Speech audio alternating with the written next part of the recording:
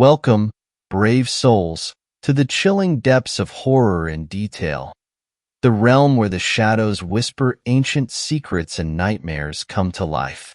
I am your guide through the darkness, and on this channel, we delve into the spine-chilling world of werewolf horror stories that will send shivers down your spine. First story, The Dogman. This story takes place in 2007 when I was a 9-year-old kid. I live in Michigan, and it was the summer before I started 3rd grade. It was a tradition for my dad and I to go up north and stay a weekend visiting his buddy who had a cabin on the lake, and this year was no different. I was excited as I always was, but this time I was particularly happy that my dad's wife and her kids weren't going to be with us. The driveway to the cabin was a long dirt road, with a smaller cabin and fireplace near the front. It's also surrounded by a thick woods that stretches along both sides of the driveway, which extends about 100 yards until it opens up into the spot where people park their cars. Just beyond the cars was the bunkhouse, and beyond the bunkhouse was the front yard to the cabin. As we pulled in, my father reminded us that we would have to camp out in the front yard and sleep in a tent together because the bunkhouse was already being occupied by his friend's kids. I didn't mind at all, as the sounds of nature helped me fall asleep. The sun was setting as we unloaded the truck, and the leaves swayed with the breeze. The branches danced and cast shadows along the yard that occasionally changed when the sun dipped behind the clouds. The entire property was surrounded by woods and enclosed within a chain-link fence, with the front yard having a gate that opened up onto the deck. Once you were on the deck, there was a table and grill to your left and a doorway to the cabin on your right. If you kept going, you'd go down 4 steps and come across the hot tub on the left and another doorway on the right, followed by the rickety wooden stairway that led down to the lake. After we said hi to everyone, my dad and I started pitching our tent. I glanced to the right and noticed there was a small clearing about 50 yards out in the woods. I didn't pay much attention to it, and we finished setting up the tent in no time. We then proceeded to join everyone for dinner on the deck, followed by a fire down by the lake. After a few hours of making s'mores, listening to everyone tell ghost stories, and watching some fireworks that were set off on the dock, I found myself exhausted from the trip and started saying good night to everyone. I gave my dad a hug goodnight and started heading up to the deck and out to the front yard. I unzipped the tent, crawled into my sleeping bag, and passed out. I don't know what time it was when I woke up, but I could hear my dad snoring lightly next to me, so I assumed it was well into the night. One thing I picked up on right away was that it was dead quiet outside. Instead of hearing the normal summer sounds that I'm used to hearing at night, there was nothing. There were no crickets chirping, no owls hooting, not even the rustling of the leaves or twigs rustling as the nocturnal creatures came out for food. It was dead silent. I felt extremely uneasy, but I also realized why I had woken up. I had to pee. I slowly crawled to the front of the tent and reached for the zipper, hesitating for a moment before unzipping the door. I poked my head out and was met with the eeriest silence I've ever heard. The moon was full and illuminated the trees and their branches as they sat above me silently. The sky was clear and the stars twinkled as they danced in the darkness.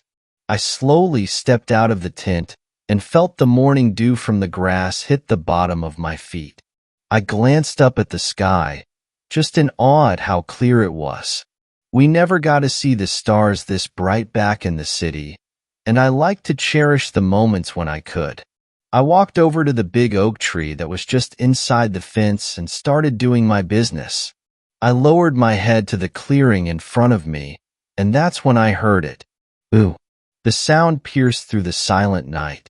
Chills ran down my spine and I froze in place as my head darted in the direction of the woods, trying to locate the source of the sound. Ooh! It happened again. This time it was echoed by a few more. What followed were the familiar yips of coyotes. and I was relieved when I saw them emerge from one side of the clearing and exit into the other. I stood there quietly as I observed the canines running and jumping through the clearing. When the last of them had disappeared, I tapped out the last of my business and glanced down to zip up my shorts. When I looked back up, I saw something I will never forget. There, in the clearing 50 yards away, was what looked like a coyote mixed with a human, and it was standing on its hind legs, looking right at me. It had pointy ears, thick dark fur, a snout that was snarling and revealing a set of wicked teeth, and its eyes were yellow-orange, staring straight into mine. The thing that terrified me most about this thing was its size. If I had to guess, it had to have stood around 8 feet tall. I was frozen stiff, but that quickly changed when the thing looked up and let out the most horrific scream I've ever heard. Nothing about it sounded human. I tripped backwards over my feet and dashed back into the tent, zipping it shut and diving under my sleeping bag. I then heard the grunt of a large animal, followed by the rattling of the chain-link fence, and then the unmistakable sound of feet hitting the earth. I closed my eyes shut tight and hoped to God this thing would go away.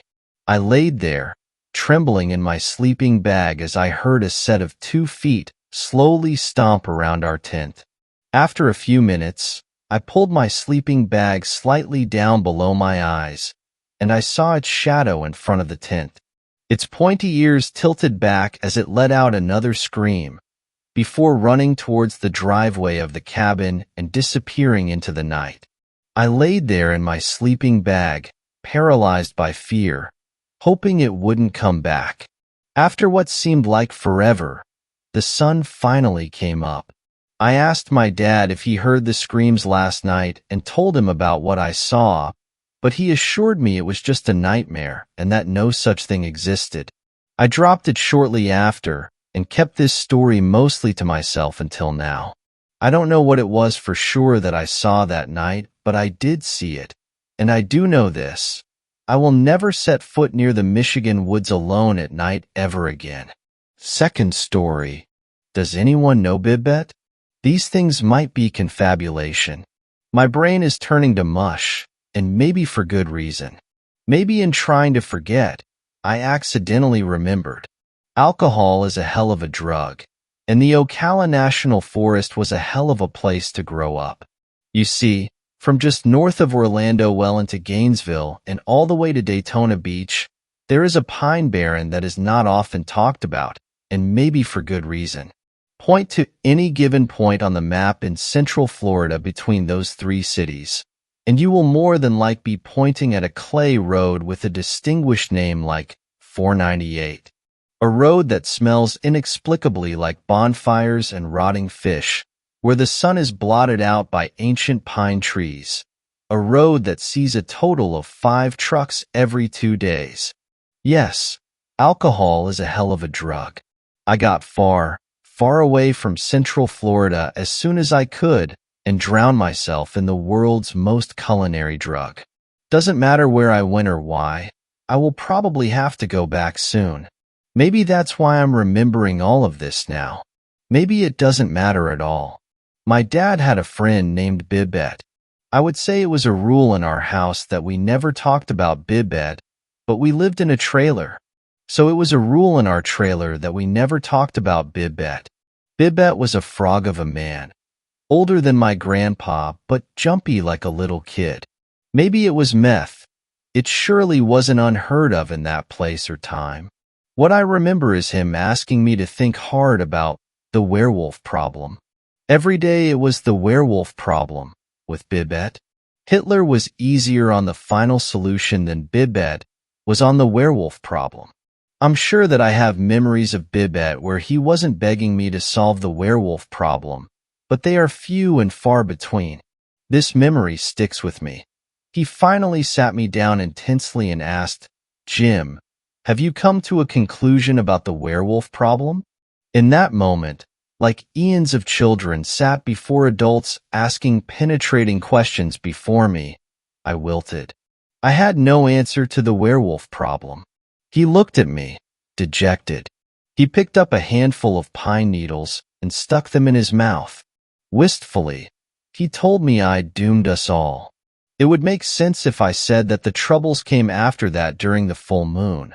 But that wasn't the case. The troubles came extremely irregularly. Bibet would come over. He would help himself to a gallon or two of our milk, and then the howling would start for 3 nights.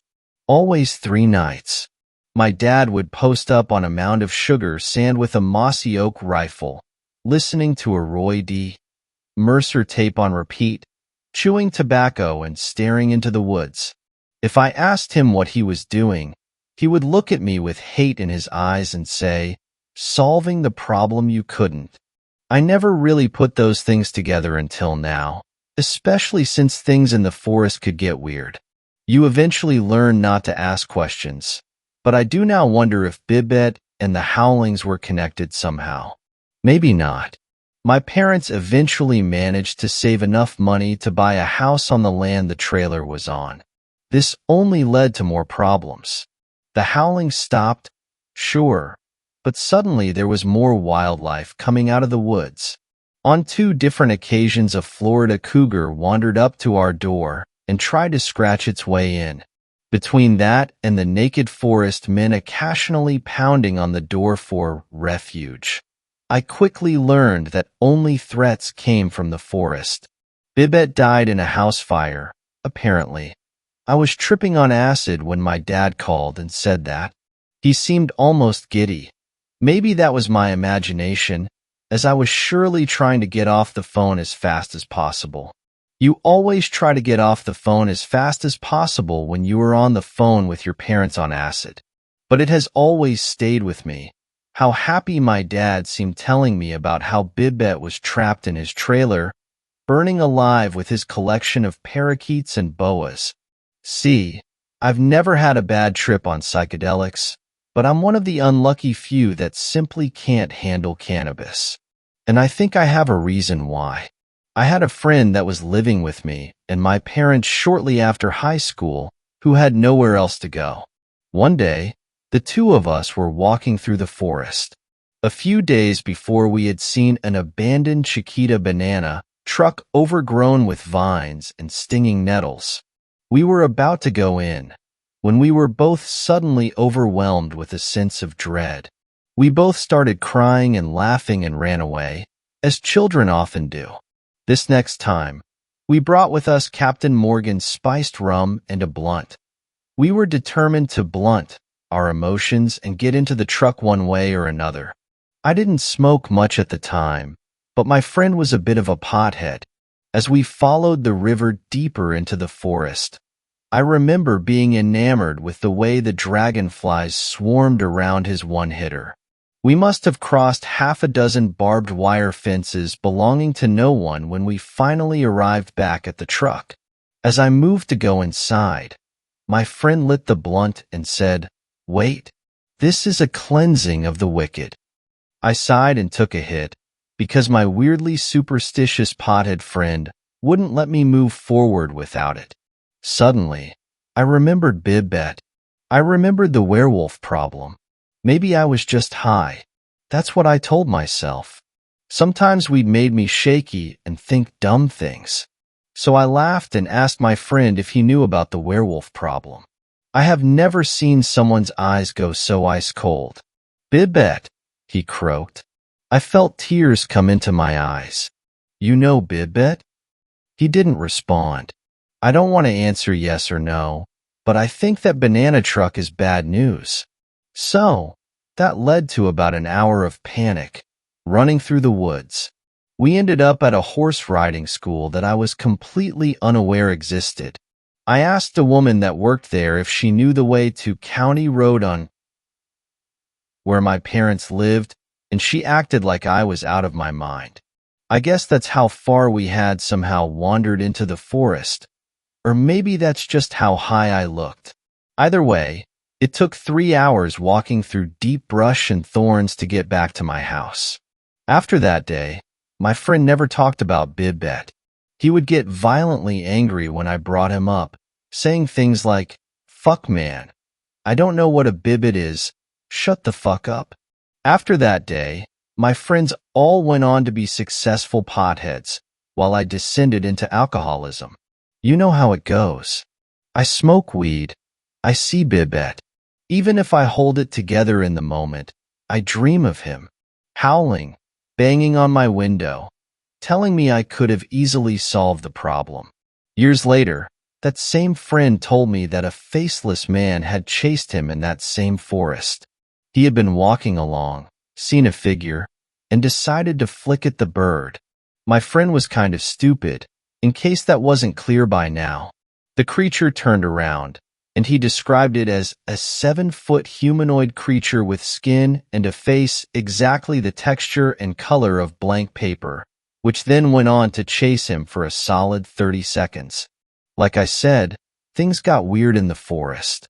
So now I'm thousands of miles away, shaking, fearing the day I have to return to the Ocala National Forest. Does anyone here know Bibbet? Third story. The Monster of Fallaston, Alberta. My whole childhood, I grew up in the city of Toronto. I'm a born and raised city rat, and I am totally accustomed and comfortable with the big city life. I lived in an apartment downtown. It was just me and my mom. She did such a great job of raising me and taking care of me. I always understood that being a single parent is hard. However, it was really tough for my mom. She had to get 2 jobs, and she even worked nights once a month or so. She was from a very small place in western Alberta called Fallaston. It was a farm community with only about 100 residents total, and so to move all the way across the country to Toronto, Ontario was a huge step for her. I think the most common phrase I heard when I was younger was, "Oh, this is not how we used to do things in Fallaston." She had to adjust to the city life quickly, and she had me when she was young, too. She was just 20 years old when I was born. It was an uphill battle, but I'm pretty good at being self-sufficient and doing my part. I would always ask my mom why we didn't live in Fallaston anymore if she missed it so much, and it was always a dodgy subject. When I was a teenager, I was determined to hear about her hometown, and I guess she decided I was old enough to hear her story. One morning, after she had a night shift, I asked her again. That's when she told me about her life in Fallaston and why she didn't want me to grow up there. The following is in her words about the Monster of Fallaston, Alberta. Fallaston was a really small place. Families were a bit big because everybody had a farm, and you needed the bodies around the house to take care of the land. I couldn't tell you how many people lived there, but there were about 25 to 30 farms spread out over Fallaston, so probably over 100 people total. The road in lead to the bottom of the horseshoe of Fallaston. Sorry, I should clarify, the horseshoe is what the road was called, shaped like a big horseshoe if you looked at it from a map or from above it. The road into the town connected to the bottom middle of the horseshoe, with the 2 ends atop it leading to the Fallaston thicket. The thicket was a really large forested area full of wildlife and overgrowth. The farms lined either side of the road as it curved either side, with our main town hall at the bottom of the horseshoe. Anyways, from the time I was born, it was common knowledge that when it started getting dark on the night of a full moon, you were to ensure that all the animals were locked away in the barn. If something was left outside, it wouldn't be alive in the morning. I had never seen it when I was younger, but you know how gossip goes.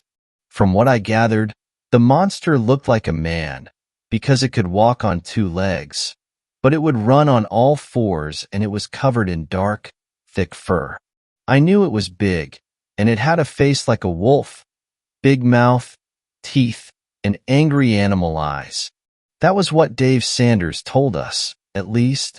He said his dad chased the monster off the property and that he had seen the monster, but my dad told me that the Sanders had lost a lot of animals that year.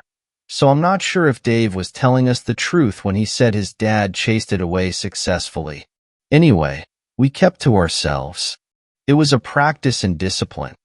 If you forgot to do your diligence and take care of your animals, you pay the price for it.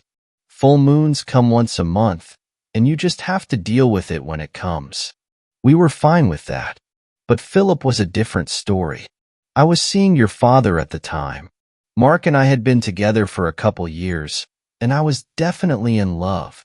His best friend was Philip Grant, and my best friend was Emily Smithers. Just by being around us so much, Philip and Emily eventually started going out too. So the four of us spent a lot of time with each other when we didn't have to help out around our land. There was an incident, however. It happened in the spring. I think it was May, but it could have been April. I don't know the circumstances, other than that Philip was supposed to close up the barn in preparation for the monster, and he didn't. The times when the monster would strike, it would be because a lone animal got left out, or a couple escaped. Generally, our town was pretty diligent at ensuring we didn't give the monster anything to take from us. But Philip just screwed up. The morning after a full moon, Simon Grant went to open up the barn, but found it open. Their whole barn looked like a slaughterhouse. Everything was completely devoured, save for some bones and some blood. The whole town pitched in to help out the Grants, and they got some more animals, but it was a huge hit to their family. Philip was severely punished by his father, so the gossip went. From that day onward, Philip made it his goal to kill the monster of Falliston. It was all he talked about. He started drawing, plotting, and planning, trying to convince Mark to come out and help him. I was obviously opposed. This went on for months. I think part of it was to outlet the frustration from whatever his dad did to him, because he was a totally different person after that incident. Emily was very supportive of him, despite worrying for his well-being. I don't blame her. It would have been nice to not have the monster to worry about. Philip's obsession culminated in June, but it didn't seem that way at first. He hadn't spoken a breath about the monster in almost a week. Mark, Emily, and I silently hoped it was because he had moved on. It was a Saturday, and it was a rare occasion when we were all free at night. There was a big community event going on in Town Hall at the bottom of the Horseshoe. Mark, Emily, Philip, and I made plans to hang out at Philip's house, but last minute, Mark told me he wasn't going to be able to make it, so I went over with Emily. It was a full moon, however, so all of our families made sure that we were to be indoors before sunset.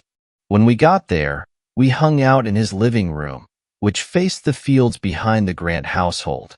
Philip was acting like himself for a little while, but he started getting fidgety as it got darker out. I couldn't tell if Emily noticed, but I had a bad feeling build up inside me. That was when I brought it up.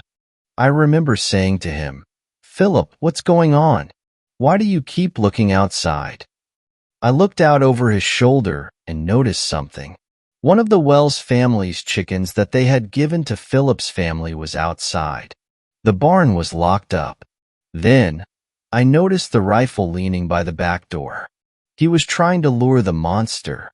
I remember I pleaded with him to not do this, and that it was too dangerous. Emily looked shocked and quickly grew frightened. "Philip, it's a bad idea. I'm not going to let you do this. Don't tell me what to do. This is for the best. Think of all the good a single, well-placed bullet can do." I begged him not to do something stupid and wished Mark was with me to stop him. Emily sat silently, too afraid to defend him, but too loyal to say something. As he explained his reasoning to us, a horrible sound from outside sprung Philip into action. I looked out the window and I felt my heart in my throat. The chicken frantically ran around and made horrible sounds as I saw the monster come closer to the pen, becoming further illuminated by the porch light the closer it got. It was covered in thick, gray fur and had a head like a wolf or some sort of hunting dog. Long, pointed ears, a dog-like snout riddled with large fangs and piercing yellow eyes. It was incredibly humanoid in its appearance and was covered in muscle. It was on all fours, but it was definitely at least 7 feet tall standing. It stalked close to the chicken like a large jungle cat, which was almost funny. A beast that big looked like it could swallow the small bird whole. It wasn't funny, though, because the Grant's living room window was the only thing between the monster and Emily and I. I watched in fascination as it broke its hunting ritual and savagely pounced on the chicken, devouring it in seconds. Then, I heard it. A gunshot rang out. The monster's ear peaked up as it took an aggressive stance, as it began to stand on its hind legs. Seeing Philip with the gun frantically reloading after he missed his first shot, I thought I was about to watch my friend die. However, it did something unexpected. It turned and sprinted away on all fours. I heard Philip yell in anger as he finished reloading and sprinted after the monster. I wish I could say I ran after him and stopped him, but I didn't. Emily and I sat in the silence for a few moments before she broke and started to cry. Moments later, we heard another distant gunshot, and our eyes shot to the window. Outside of the small illuminated area from the porch light, we saw nothing but darkness. Somehow, we fell asleep on the couch. When I woke up, it was bright outside. Emily was still asleep, and as I looked around, I audibly gasped when I saw Philip sitting at the kitchen table. He looked shell-shocked and very upset. A million things went through my mind. Was he hurt? When did he get home? Where did he go? But instinctively, the first thing I asked him was, "Did you kill it?" Without looking up to meet my gaze, he shook his head. No. I cornered it near the thicket. The thing was on its hind legs, I guess trying to intimidate me, but it didn't attack. It just looked at me, and I shot him point blank, right in the chest. Philip stood up, meeting my gaze as he walked over, and crumpling up a newspaper page as he did. He tossed it at me, and I failed to react, the paper ball harmlessly bouncing off my forehead. "I might as well have done that," he continued. "I got so spooked. I just froze up and waited to die. But it just ran past me. Off into the thicket," he finished. I shook my head in shock. "I think it's going to get a lot worse around Falliston before it gets better," Philip said as he looked at me with sad eyes, glancing down at the still sleeping Emily. After a moment of silence, he cleared his throat and spoke again. "I think you should go. Don't tell anybody about this." I nodded as I got up to leave. As I opened his front door, Philip spoke again. "It speaks, you know." I left. Philip's words rang true over the next year. It was getting a whole lot worse in Falliston. Every moon cycle, the incidents with the monster increased. It started lurking around farms. It somehow would break into barns, and it was being seen all over Falliston. It's a very big area because farms take up a huge amount of space, and the distance between homes is very large. So the fact that it was being sighted in multiple areas of the region in a single night was alarming. It was big, strong, and fast, and using all of its attributes. The town was getting worried. On top of the issues everybody was having with the supernatural, the friend group was suffering. Philip started resenting Mark, which was horrifying to me to see two best friends fall out. Philip was angry. He would say that if Mark had been with us the night in June, it would have gone differently. Mark was tired of Philip's obsession with the monster and wanted Philip to realize that his actions were irrational and dangerous. The two stopped wanting to be around each other. When they were, it would be time filled with animosity and in the air and vitriol in their words. Almost a full year since the incident with Philip in the spring, the word spread that there was to be a town meeting at the bottom of the horseshoe. My family took me down with them, and I saw that Mark, Emily, and Philip were there already with their families. The families began discussing the ramifications of allowing the monster to continue wreaking havoc in Falliston. They discussed how the houses were being stalked now. It was clear the monster was beginning to want for the taste of human flesh. I remember Simon Grant piped in and made the conclusion that the monster was getting hungrier. It would stop setting for farm animals sooner rather than later. Eventually, it was decided. The monster had to die. I felt uneasy, remembering how Philip failed to rid our world of it almost a year ago. What hope would we have? As my uneasiness grew and I yearned to speak my thoughts about the futility of trying to kill the monster, Philip spoke up from the back of the crowd, and people parted to see the young man speaking. We'll kill it. Me and Mark. The full moon comes in a week. We all know it has to live in the thicket. So we'll go in. We'll find it and kill it. To my horror, everybody agreed with the idea, and it was settled. Philip and Mark were going to go into the Fallaston thicket and kill the monster. When the day came, I was nervous. I knew something was afoot, and it was going to end badly in some way. I was with Mark at my house in the hours of the late afternoon leading up to sunset as Mark packed his gun and knives and donned thick clothes. My fears grew when he looked up at me and sighed. He wanted to say something, but he was holding it back. What is it? Philip, he's going to try to kill me tonight. What are you talking about? I felt a shiver throughout my body as fear began to overcome me at hearing his words. He hasn't talked to me in months, and the last time we did was hardly friendly. Then, he volunteers the both of us to go into the thicket after dark? He blames me for his experience the night he tried to be a hero, and he's been blaming himself watching the monster terrorize Fallaston. He's going to rationalize his fears. He's going to try to kill me. Don't go. Let's talk to him. Sit him down. Just figure this out. No, Sarah. We have to be there tonight. Whatever is going to happen is going to happen. Mark spoke with a voice completely void of remorse or emotion. He looked at me with an empty, resigned stare as he finished packing his guns and left without saying goodbye. I immediately called Emily. We were on our way to the thicket before I knew it. Emily had her dad's gun. The plan was to show the guys that we wouldn't let them solve their problems with a medieval-age solution.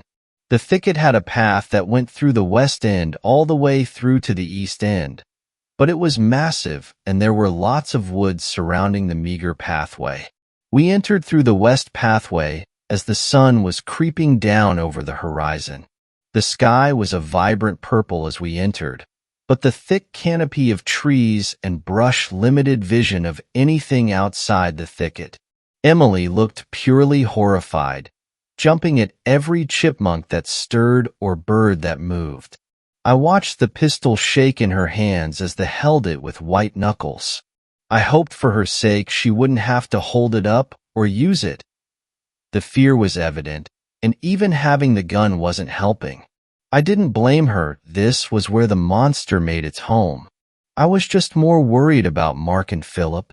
After minutes of walking, we heard the shouting. We picked up our pace from a fast walk to a jog and cut off the trail to follow the sounds. Soon enough, we were met with a large slope down to a slight clearing in the thicket, where Mark stood in a defenseless stance, Philip holding his rifle only 10 feet in front of Mark. They didn't see us. My heartbeat quickened to a race as I realized the gravity of the situation, and I almost prayed for the monster to show itself. Shut up, Mark. Fuck you. You wouldn't be in this mess if you hadn't laid a stupid fucking trap.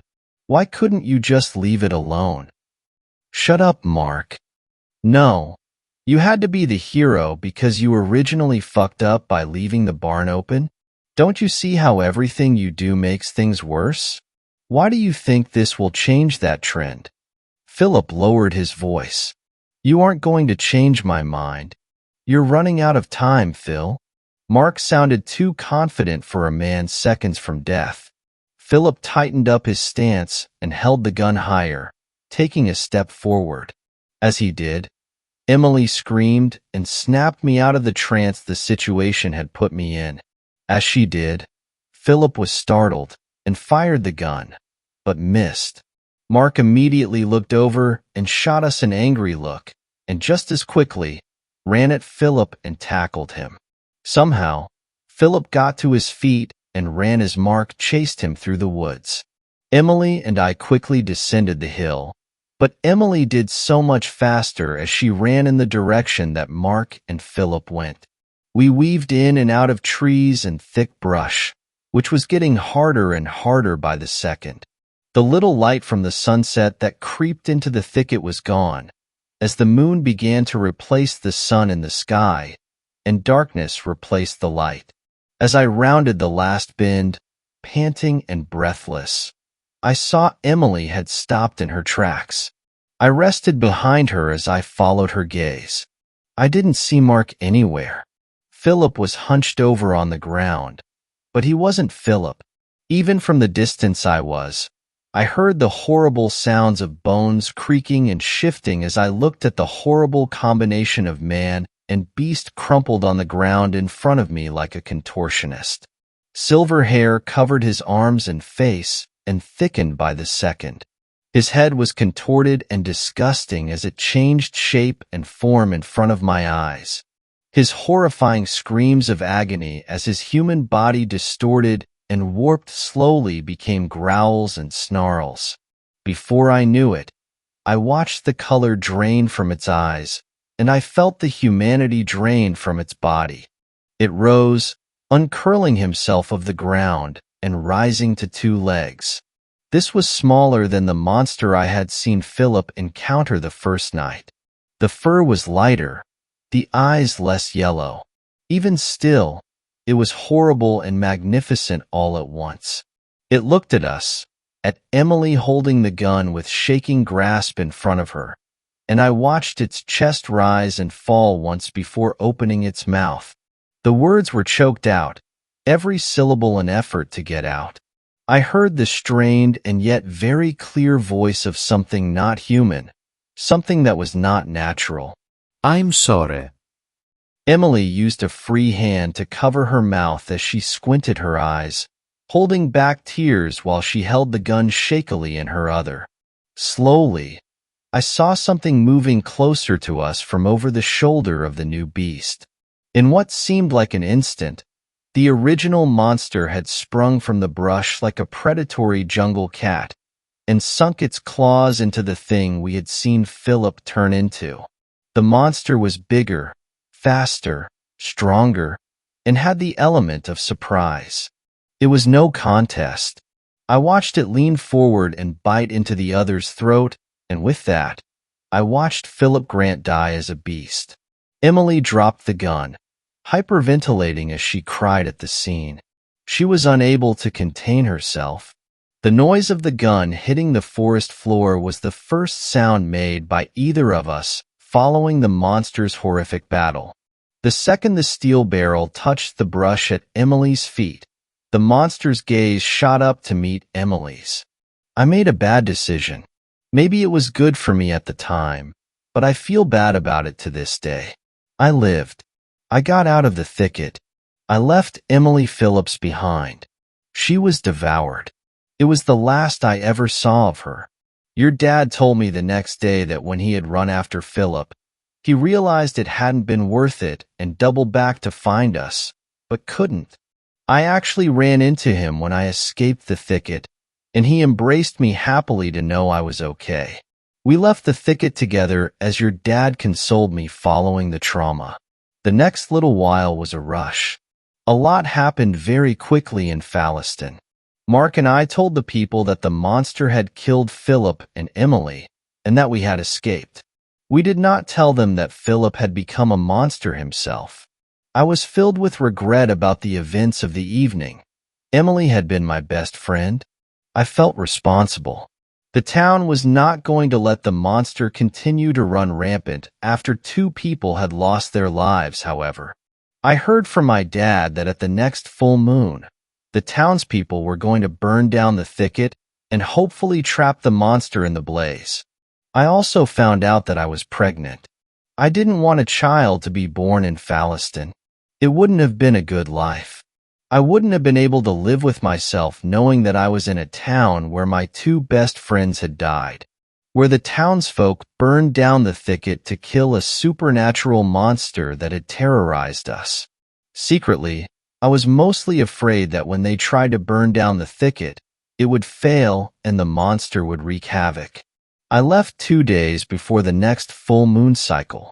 I told your dad to come with me, but he had become very sick. I didn't know the specifics. It had something to do with bad meat. He told me he would come with me when he got better. I ended up in Toronto. I waited. Unfortunately, he was too sick.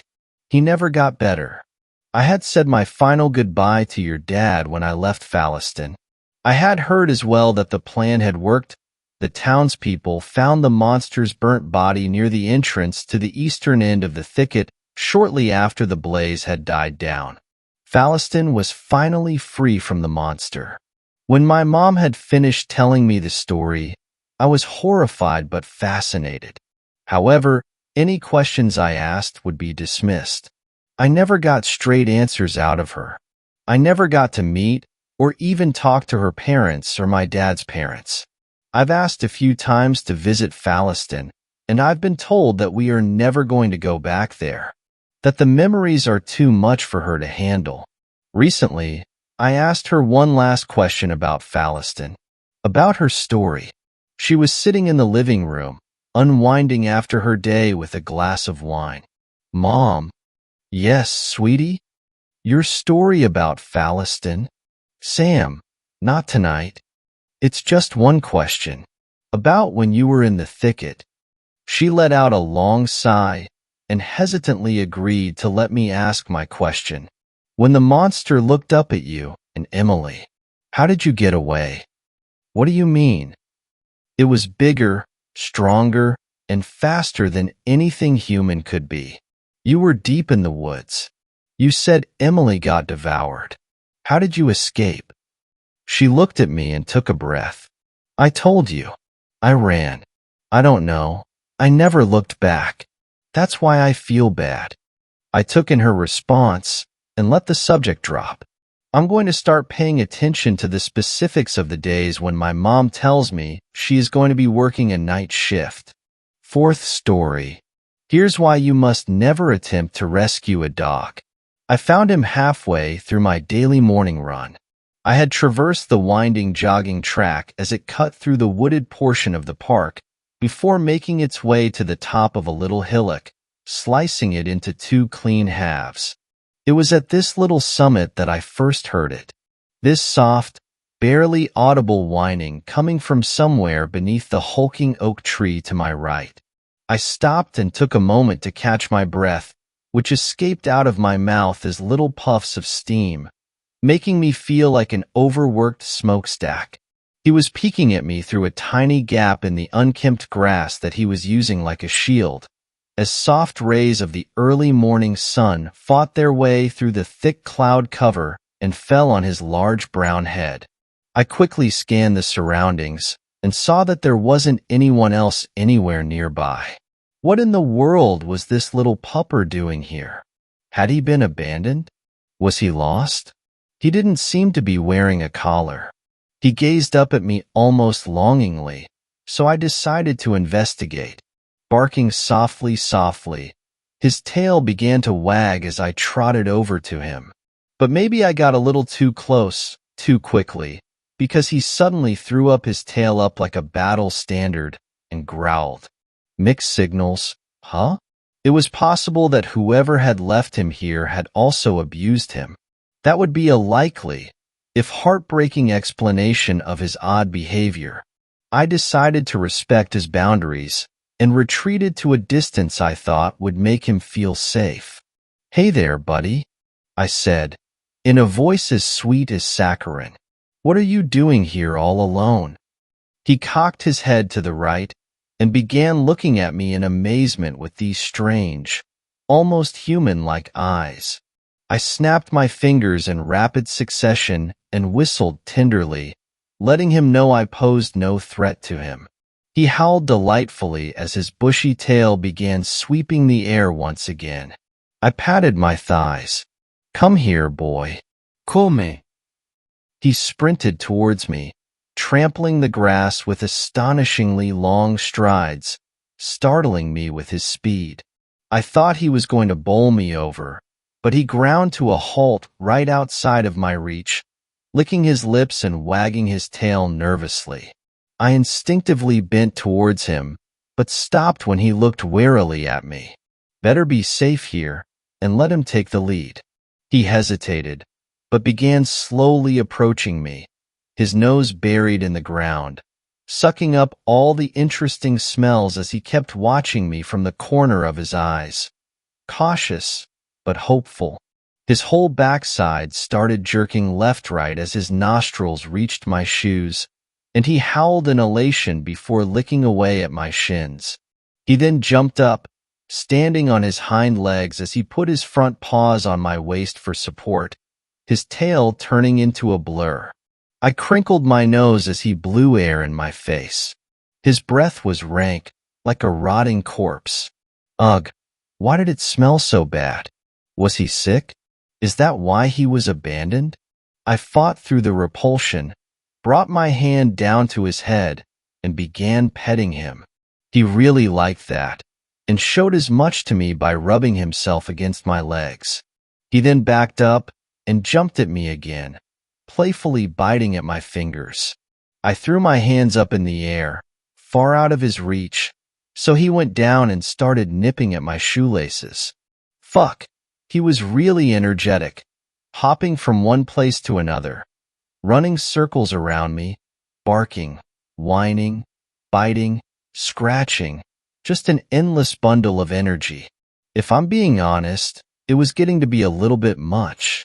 His bites and scratches were starting to hurt, though he hadn't broken my skin yet, thankfully.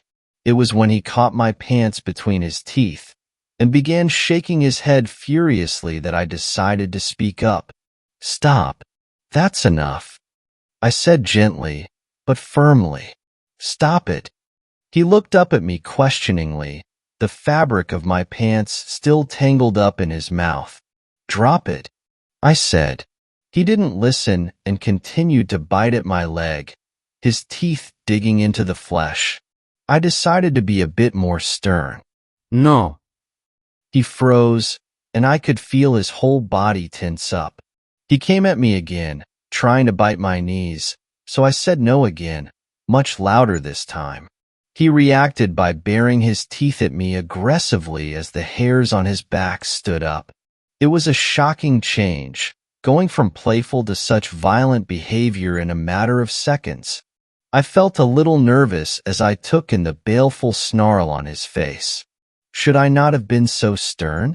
It's okay, buddy, I whispered, my voice a little unsteady now, not knowing how he'd react. He growled threateningly as his eyes hardened and he began nipping at the air, his teeth gnashing awkwardly, sending a tingling sensation crawling down my spine. Jesus fuck. What was the reason behind this sudden transformation? The dog almost looked rabid at this point. It suddenly dawned on me that I was all alone here. If he decided to attack me, which seemed to be a certainty now, I'd have to fight him off all by myself. I wanted to defuse the situation, but he didn't look like he wanted to do anything other than to attack me. He lunged at me, snapping his teeth dangerously, and I brought my foot up to push his face away, taking care not to hit him. But with the way he was looking at me, I doubt my restraint would last, not if I wanted to avoid getting bitten.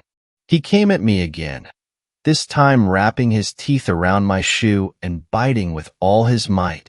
I quickly swung my leg and he jumped away to safety before charging at me again, fangs bared, ready to sink his canines into my flesh. I kicked at his head, more out of desperation than a desire to hurt the animal. But he was far too nimble, easy dodging my attack and pouncing on me again, and again, and again. He circled me like a predator, eyes sharp, growling menacingly. There was actual malice on his face. He didn't just look like your average angry mutt. There was something much more vicious going on here. Sweat gushed down my brow and stained my pits as my heart began pounding so hard in my chest I feared it would burst out any second. This had turned into a very dangerous situation, and my fight and flight instinct was kicking in hard. He leapt at me one more time, but this time I connected. It was a solid blow, hard enough to daze him and make him whine. I took full advantage of that and took off running, not looking behind me even once. But I could feel him hot on my heels, his breath warming the back of my knees, teeth always inches from tearing off chunks of my flesh. I pumped my arms and legs as I ran, fear and adrenaline pushing me past my limits. Down the incline of the hillock, past the towering pine trees, over the little wooden bridge, I ran and ran and ran, and the fucking dog kept pace with me. It felt like he was playing with me, for he could have caught me a long time ago, despite my years of running experience. But he didn't. Was he wearing me down? I was starting to run out of breath, and as his teeth scraped my shin, I knew I was going to run out of time soon enough regardless. Salvation came in the form of voices just up ahead. With renewed vigor, I picked up speed once again, even as my lungs threatened to explode in my chest. The dog trailed off when people started becoming more than just tiny dots in the distance, and he soon disappeared into the foliage, leaving me a wheezing, shivering mess. Really? A little puppy traumatized you this much? My wife asked, her eyes twinkling with mirth. I pulled up my pants and began applying the cream to my leg that was now white all over with scratches and bites, none of which had thankfully drawn blood. You should have seen him, Amy, I replied, still feeling a little unsettled. It's not just that he was fucking big, but, I don't know. There was just something wrong with him, you know? The way he became so aggressive so suddenly, how persistent he was. You sure you don't want to go to the hospital? She asked, her voice full of genuine concern now. I shook my head. It's fine. Really? You really should, she said firmly. Okay. I relented. I'll swing by after I get off work. Want me to kiss it and make it better in the meantime? I would really, really like that.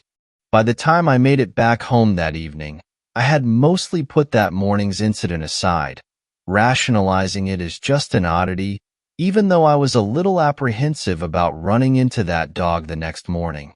Thankfully, I didn't have to get rabies shots, and since I was already up to date with my tetanus vaccine, my visit to the doctors had been relatively short. I turned in early that night. Work had been especially tiring. At first, I didn't understand what exactly had woken me up in the middle of the night. I blinked my eyes open and noticed the soft beams of moonlight passing through the arched glass windows, forming hypnotic whitish shimmering strips on the hardwood floor. A mournful howl reached my ears, jolting me to alertness. Goosebumps formed on my arms as I instantly understood what was making that sound. No. No freaking way. I sprang out of bed, pushing the quilt aside and scrambled for the windows. I drew the curtains aside and peered outside. Our house was located on a quaint little cul-de-sac, right where the road loops around, giving me a wide view of the neighborhood. Out there, beneath a flickering streetlight that intermittently swept aside the darkness, was the dog, sitting patiently and howling to his heart's content. My heart started racing. What in the world was he doing here? He stopped, swung his head around, and began staring at me hatefully. I don't know how, but he knew it was me standing here at the window looking at him. I shuddered as I met his malicious, piercing gaze, feeling more naked and exposed than I've ever had. He snarled and began slowly walking towards me, fangs bared, ready to pounce. It was so bizarrely terrifying. Why was he here? What did he want? Amy, I whispered, my voice so fearfully low even I couldn't hear it. I gulped and cleared my throat. Amy. What? She groaned, and the sheets rustled as she began to yawn. It's him, I said, the curtains shaking as my hands trembled. The dog. He's here. Ugh. Go back to sleep, baby. Get off my fucking lawn, you mutt. Came the voice of Mr. Kowalski from his house, lying to the left of where the dog was. Something crashed against the trash can in front of the house, making a loud booming sound. Out! My neighbor screamed again. The dog stopped, turned to his right, hackles raised, chest rumbling slightly, and darted towards Mr. Kowalski's house, disappearing from the short reach of the streetlight before I could so much as blink. The screaming started almost immediately. This heart-wrenching, soul-crushing screeching that sounded like someone's death throes. I felt fear, no, sheer primal terror coil around my chest, making it difficult to breathe. Oh my God, what was that? I jumped, the fear nearly making me yelp. I turned my head and looked at Annie, sitting up, fully alert with her eyes wide open.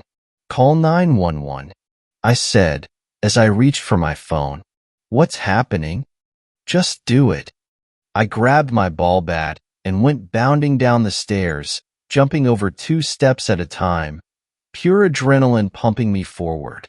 I was already out the door and sprinting towards Mr. Kowalski's house before I could even begin to contemplate just how stupid it was to bum rush this. Other neighbors were groggily coming out of their homes, wondering what the fuck was happening in this quiet neighborhood at 1 in the morning on a weekday. Call 911. I screamed while pointing at them. Mr. Kowalski's house. I didn't wait for their reactions and ran up Mr. Kowalski's yard, the short, dewy grass tickling my slipper-clad feet, and entered through the door that had been left ajar. I stopped and started groping around for the light switch, but soon gave up and pulled out my phone, using its flashlight to illuminate the way. I hadn't even taken a couple of steps into the house when I heard a clattering sound and something flew past me, rubbing against my legs and making me drop my phone. I turned and saw a dog skittering off into the darkness. The most frightening thing about this was that the dog I just saw wasn't the one that had attacked me this morning and had just charged into this house moments ago. And Mr. Kowalski didn't have a dog either. What the fuck was going on here? I picked my phone up off the ground and swung it around, the light it emitted vibrating in the air as my hands shook in fear, before falling on a corpse splayed out on a coffee table in the center of the living room. His throat was ripped off, and the oodles of blood that had gushed out of his body had stained the table, before pooling on the hardwood floor below, and now glowing under the light from my phone. It was the dog that had been scaring the living daylights out of me since this morning, his brown fur now looking lifeless and carrying splotches of dark, coagulated red blood. Mr. Kowalski's walking stick was lying on the floor beneath the corpse, forsaken by its missing owner. I was horrified and beyond confused at this point. Why was this dog dead? Who was the dog that just ran out of this house? Also, the owner of the house was nowhere to be seen. My brain was working overtime, trying to solve this puzzle, to figure out what the fuck was going on, when loud screaming brought me back to reality. My heart almost jumped out of my mouth when I recognized Amy's voice. Before I realized what was happening, my feet were moving and I was running back to my house, shoving past some people who were coming to the crime scene to investigate, while praying that my wife was all right. The smell of death rushed down the wooden staircase and assaulted my nostrils as I entered my house. No. No. No. Please, no. I started climbing the stairs, slowly because I feared what was waiting for me up there. Halfway up I heard noises that made one retch, to run far away from this place. Crunch. Squish. Bones were being shattered. Flesh was being chewed on. Blood was dripping on the floor. My brain was going into overdrive, conjuring up horrific images that were threatening to drag me down into the void of insanity. I clutched my bat tighter and plodded on, trying hard to stamp out the images from my mind. I heard something shuffling around, making scratching noises as its clawed paws rubbed against the hard floor. I stopped outside my bedroom, the source of the sounds which sounded so painfully loud from here. After taking a deep breath, I walked in, using the phone to light up the room. What I saw there wasn't what I was expecting, not even close to it, and will continue to haunt me till the day I'm lowered into my grave, maybe even beyond it. The dog that had run out of Mr. Kowalski's house was lying dead on the floor of my bedroom, its throat ripped out, and my wife was hunched over his corpse.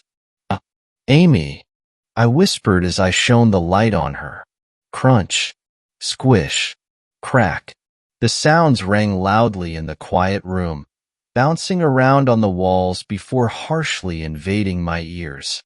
It was Amy. She was biting the dead dog's flesh and eating it, her gnarly-looking hands now sprouting vicious little claws as clumps of hair fell out of her fast, balding head. Her arms were pockmarked with puncture wounds, scars of the short battle she'd fought with the dog who was now laid out like a scrumptious meal in front of her.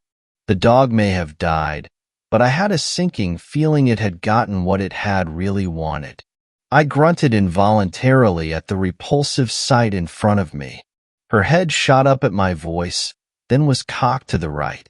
She saw me, fur and flesh hanging from her mouth, and growled. Fifth story. The Harrison Lake Incident. I grew up in a small town in Idaho. Like any other small town, partying was the only thing for younger people like myself to do on the weekends. Most of the time, all of my friends and I would meet up and head out to some remote location so that we could drink beer and smoke weed without our parents bothering us. That tradition would change forever after one cold fall night in 2005. We all met up that Friday night at the local gas station to stock up on beer and cigarettes before heading out to the desert. It was one of those creepy sort of nights. The trees had just finished shedding most of their leaves, and the bare branches slightly swaying with the wind made me uneasy. Those kinds of things always freaked me out. I remember telling myself to stop being such a pussy. Nothing bad had ever happened to any of us while we were out in that desert, so I knew that there was nothing to worry about, but regardless, I still couldn't shake this uneasy feeling that I had that night. Something just didn't feel right. I have since learned to trust my feelings when it comes to these types of things, but I certainly did not take those gut instincts into account that night. Our normal party spot was about 20 miles west of town. We would take the highway and then turn off on a small dirt road. We would follow that road until we came to a little canyon. Most of the area was relatively flat, so this little canyon made the perfect place to start a fire without anyone being able to see it from the highway. We started a bonfire with pallets as usual and sat around the fire drinking and talking. Several hours had passed and many people were starting to head home. It was around 2 o'clock in the morning. My friend Sarah and I weren't ready to head home for the night, so we decided to take a little drive out to Harrison Lake. The lake was about 10 miles further down the highway. It was a small body of water that wasn't good for anything other than catching the occasional small fish and swimming with the girls in the summertime. It was also a good place to park and talk. As we approached the small country road that led to the lake, I couldn't help but notice that someone else was already there. I saw the dim, flickering light of a campfire near the parking area. This was somewhat unusual because this place was normally deserted this time of year. I decided to keep heading down to the lake anyway, thinking that I probably knew the people. When I pulled up to the parking area, the fire was about 20 feet off the road in a small field. I immediately noticed that something wasn't right. There were 6 people standing in a circle around the fire.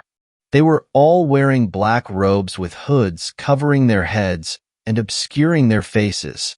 There was a large pole coming directly up out of the fire pit, sticking about 10 feet up in the air with some sort of animal impaled on the top of it.